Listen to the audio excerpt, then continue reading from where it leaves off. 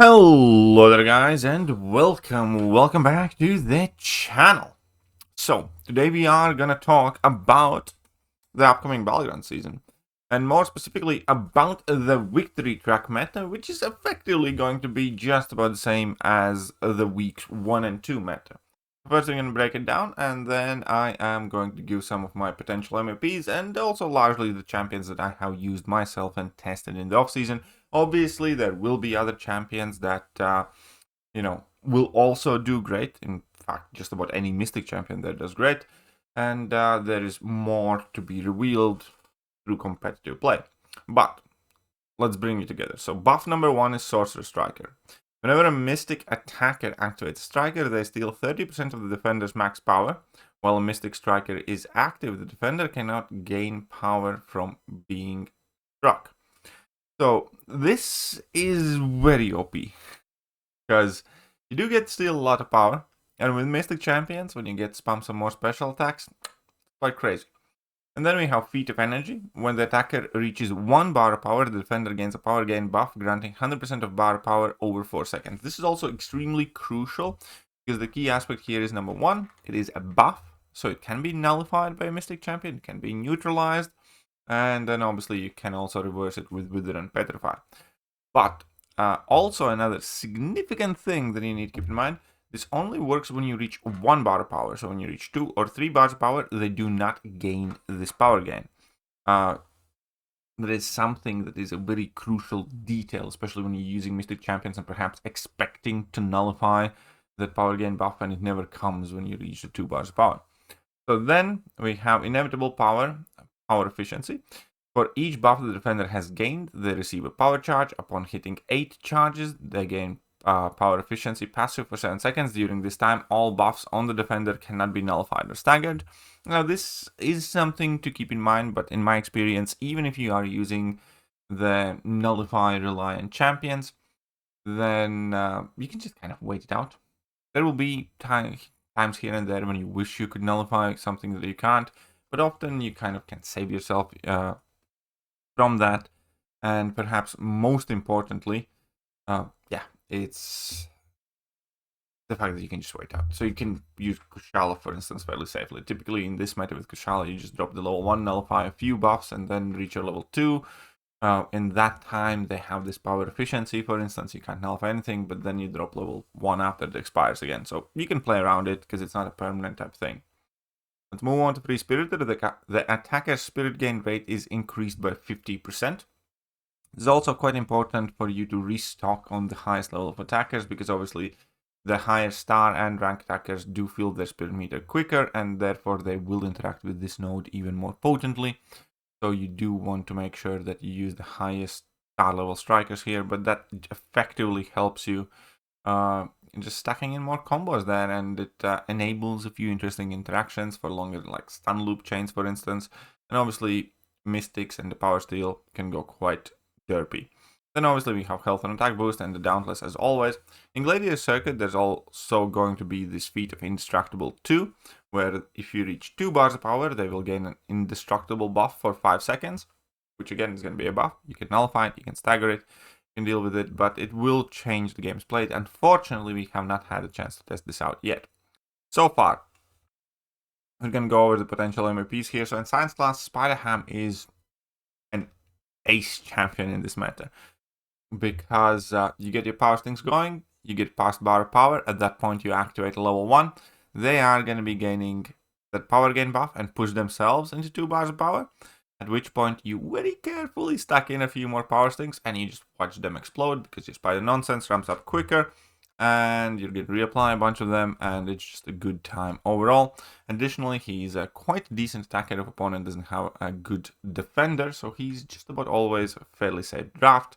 Then Titania works just fine, because number 1, she does have stagger and you are able to stagger that power gain buff, and number 2, typically you build up to your 3 bars of power before you go ham. And that means that once you have gotten past your first bar of power, you don't really need to deal with that power gain buff just about until the end of the fight. So that works out quite great too. Luke Cage. Luke Cage has been surprisingly good in this meta for me, because you can have that extra level of aggression with him, because his Exhaustion debuffs actually reverse opponent's power gain potency. And yeah, so you can be super aggressive, reverse some of that power gain down, and then as you maintain your aggression, you either have the concussion on that disables the node, or you can just start spamming your level 1s if you want, and you just continuously reverse the power gain and can be quite a bit more aggressive than you normally would. And again, because there are a lot of Mystic champions floating around, he's doing very, very well for me. Obviously, Photon, a whole bunch of other science champions would work here. Photon, again, is perfectly fine because of her Petrified that she applies, and, you know, she doesn't gain the power super fast. A whole bunch of other science champions will work as well. I suspect Count Fairy is probably going to be quite decent because there's extra power gain involved, even if he might not be the fastest. You know, again, with Red Guardian, I think there should be no problem using a nuking with him because you reach your first bar of power, they gain that power gain passive, but afterwards you drop your level 2 and they're just about dead. So yeah, that works very well too. I think Thing is a quite solid option here too, because not too many skill attackers seem to be doing too great in this meta. Now moving on skill champions, Bullseye is definitely very annoying in this meta. There's just no way around it. Because as soon as you reach a bar of power, he gets his power gain and then he moves on to pass the next bars. And yeah, it's just a messy fight. There aren't too many great and fast Bullseye counters. And even the regular ones that you normally use against Bullseye are still slower because you still have that extra power bar to deal with again and again. Like Onslaught's rotation, for instance, typically is drop your level 1, at which point he will already have gained that power gain buff, and then build up your level 2. So it is more finicky. It's obviously still doable, but it's just harder fights with kind of like less viable counters. For instance, with Starkhand Spider-Man as well, you are forced to effectively eat a level 1 in this fight just about no matter what you do. And that makes him significantly less effective. So yeah, he's quite good. Same as Korg in my testing. I found Korg and Atuma to be more dangerous than normal too, because if you gain Atuma more power, he activates more special attacks. If he activates more special attacks, the quicker he goes unstoppable without like a direct counter. So he has been doing well. And Okoye is still very, very, very nuky. As an offensive champion, she's probably the skill standout thus far, alongside Crossbones. And the cool thing about Crossbones is that his ability accuracy reduction actually can nullify the power gain node as well, as long as you are having enough furies and as long as you are striking the opponent when you cross that bar of power rather than blocking hits. And yeah, so he can effectively be used just as normal, completely ignoring the node. Moving on, Nova. Nova has a secret weapon in here. Now, even though there are a lot of Mystic champions in this meta, and they do have additional, obviously, matchup advantages and everything else, Nova still has this buff duration is increased by 20 to 80% with max sig. And increasing the buff duration here effectively means that once you reach your first bar of power, Nova is going to gain 1.8 bars of power from that power gain. And if you are striking him and he already has like past the bar of power, he's immediately going to go to his level 2 or close to level 3. So that can be a very dicey fight very fast. Again, there will be Mystic champions and some Science champions that can deal with him, but that increased buff duration is quite finicky and can definitely catch people off guard. So it's something to keep an eye out for. And we have Serpent. Serpent is just fine in this meta. Like, a lot of good Serpent counters still take just about similar amount of time, and some of them are harder to use due to the extra power gain. Because when they activate the Striker, they often get pushed into level 3. So obviously he will have counters, but he's still going to be an absolute pain. Thanos is actually a bit of a menace here, because we all know that his Energize is super frustrating. And if you also give him a power gain that often pushes him past 2 bars of power, not a good time. So Thanos is kind of a finicky, annoying fight, because you can't be super aggressive against Thanos, because obviously of his unstoppable mechanic. And now when you kind of fuff around and bait out those special attacks, you just have more special attacks to bait, so you kind of get delayed more. And you can't also, like, you know, go for a full-on nuke with vast majority of the champions against him. Gallon's actually... So when you're fighting Gallon, unless you have a neutralized champion for most part. The one thing you don't want him to have is more power for him to activate more special attacks. Additionally, he's immune to basically all of the power manipulation abilities, power drain, burn, lock, and special lock. And so you get the bar power, and he's immediately going to get another bar power. And he's going to be activating more special attacks, and he's going to be getting his harvest. So if you do have a 7-star Gallon, he's definitely been quite a bit of a pain in the bum to deal with. And obviously he will be perfectly viable offensively too. So moving on, Saiyan Spider-Man tech class again. Even though he does struggle more in the bullseye matchup specifically, you still can do the bullseye fight. It's just you're going to have to eat like one level 1 in the block, so you're going to finish not with the full health. But other than that, for most part, I found him still to be doing very, very well in just about every fight because of his playstyle, where you typically build him up and then you go for a nuke.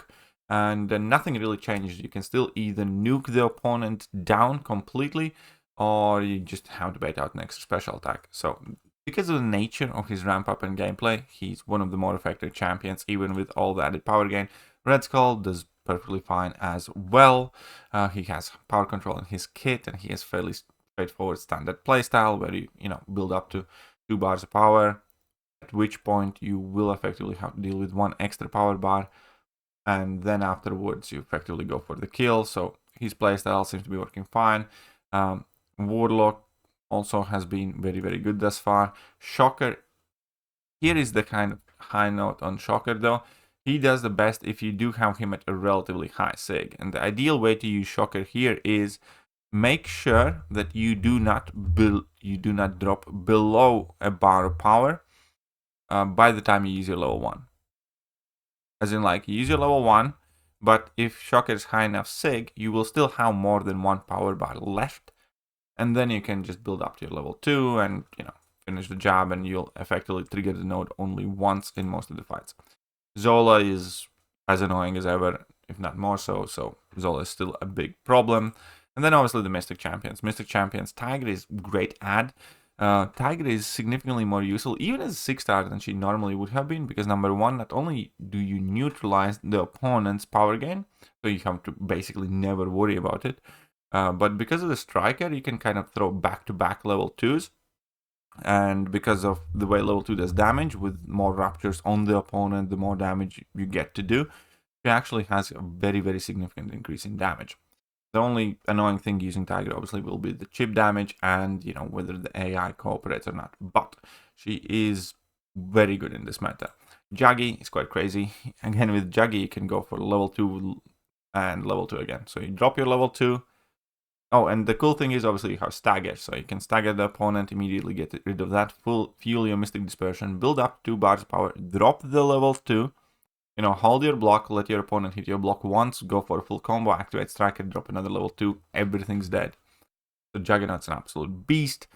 Chavez does well. Again, here you do need to be careful again not to push yourself to level 3, but Chavez in her own kit has the power gain mitigation and reversal mechanics, so you can use that to effectively disable opponent's power gain and, disable them using special attacks for the most part too.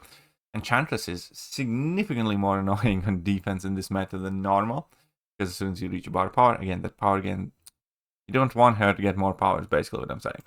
Knowing how Werewolf again, for a similar idea like with Tiger, where you drop your level 2, you're going to be unstoppable, unblockable, especially if your Werewolf is awakened.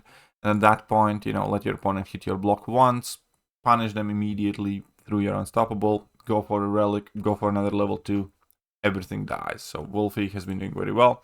Long shot, again, very solid damage distribution here, where you build up your power, drop your level 2, you incinerate them like crazy, and then activate the relic, but try and do it so that you can drop your level 1 immediately, and it gives you a very good fast damage delivery method, and afterwards you can just heavy attack for extra damage.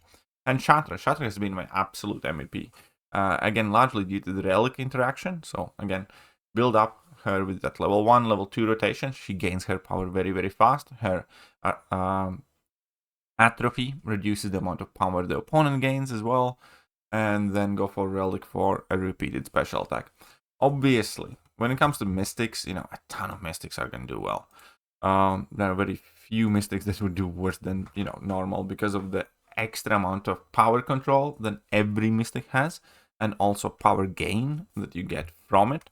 Enables you effectively to go for double special attacks, double level 2s with a ton of champions, and therefore it also significantly decreases their fight time by increasing their damage output and, the burstiness.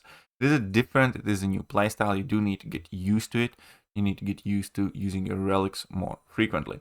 One class that I didn't talk about is Mutants, because honestly, Mutants are kind of fairly mid here. None of them work particularly better on defense, really. Champions that destroy Domino will destroy Domino even if